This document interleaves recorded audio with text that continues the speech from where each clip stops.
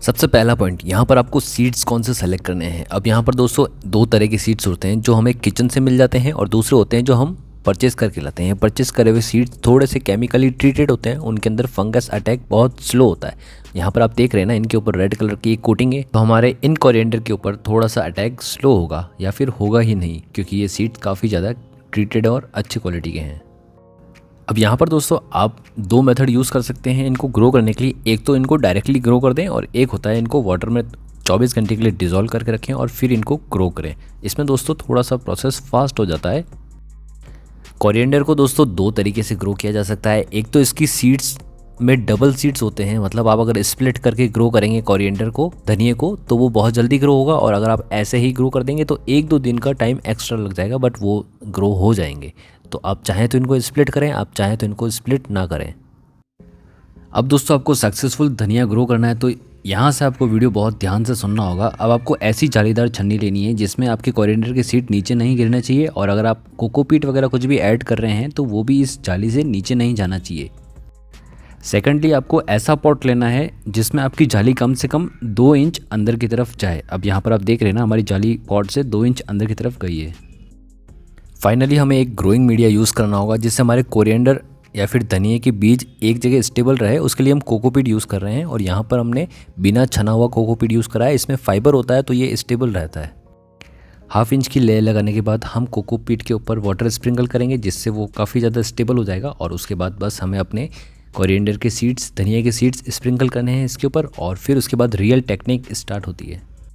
हमारा जो पॉट होगा जिसमें वाटर स्टोर रहेगा उसका वाटर लेवल इतना होना चाहिए कि हमारी जो जाली 2 इंच डीप जाएगी उसके जस्ट बिलो पार्ट पे टच करनी चाहिए। मैं आपको एक्सप्लेन करता हूँ वो कैसे आपको समझना है।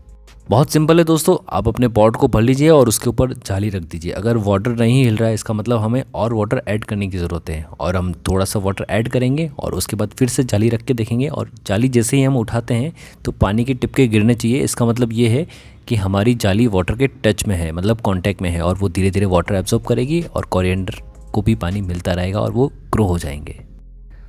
आफ्टर 15 डेज़ दोस्तों आपको आपके कोरिएंडर ग्रो होते हुए नज़र आएंगे। और दोस्तों ये बहुत ही खूबसूरत सा एक्सपीरियंस था। और अगर आप नोटिस कर रहे हैं तो इनके ऊपर डायरेक्ट सनलाइट आ रही है, और ये मॉर्निंग की सनलाइट हम इनको देते हैं जिससे इनकी ग्रोथ बहुत अच्छे से हो और ये थोड़े से हेल्दी रहें। मतलब आपके कोरिएंडर को ब्राइट लोकेशन पे रखना है। चलिए हमारे कोरिएंडर की रूट्स चेक कर लेते हैं कितनी ग्रो हो चुकी है। अभी विंटर्स का सीज़न आने वाला है दोस्तों, तो आप कोरिएंडर को सनलाइट में रख सकते हैं कम से कम 1 से 2 घंटे के आसपास। और अगर समर्स है तो आपको इनको ब्राइट लोकेशन पे रखना है, ना कि आपको फुल सनलाइट में। आफ्टर 25 डेज़, और यहाँ पर दोस्तों आप देख सकते हैं हमारे कोरिएंडर कितने ज़्यादा हेल्दी होते जा रहे हैं। और उसके साथ साथ यहाँ पर अब इनके अंदर ट्रू लीफ नज़र आने लग गई है और वो बहुत ही खूबसूरत से लग रही है दोस्तों। हमारा हाइड्रोपोनिक मेथड दोस्तों बहुत ही यूनिक और न्यू मेथड है। इसमें दोस्तों ट्रेडिशनल मेथड की तरह हमें सॉइल की रिक्वायरमेंट नहीं होती है, और यहाँ पर हमारा वाटर भी कंजर्व रहता है, मतलब पानी वेस्ट नहीं होता है बहुत ज़्यादा।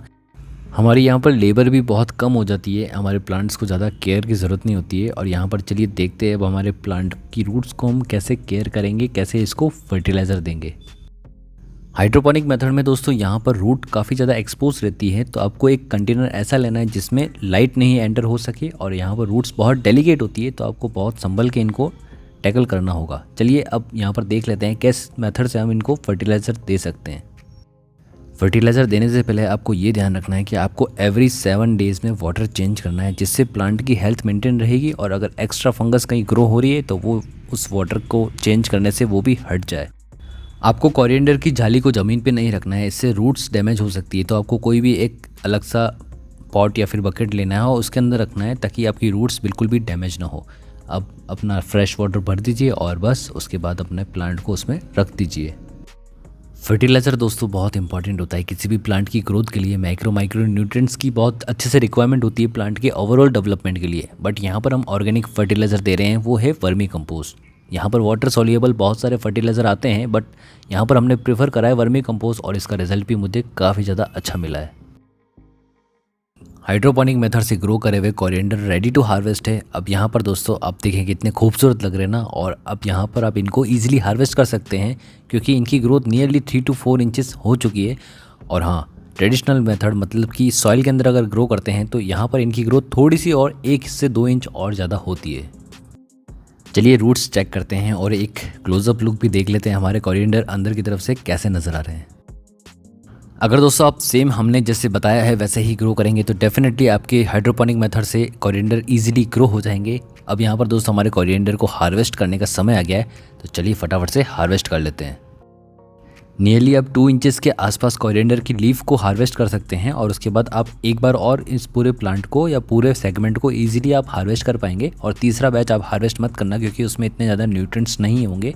अब यहाँ पर हार्वेस्ट करने के बाद दोस्तों इसकी जो रूट्स होती है उसे कट करिए और इसमें फर्टिलाइज़र ऐड करने के बाद आप फिर से ग्रो होने के लिए छोड़ दीजिए।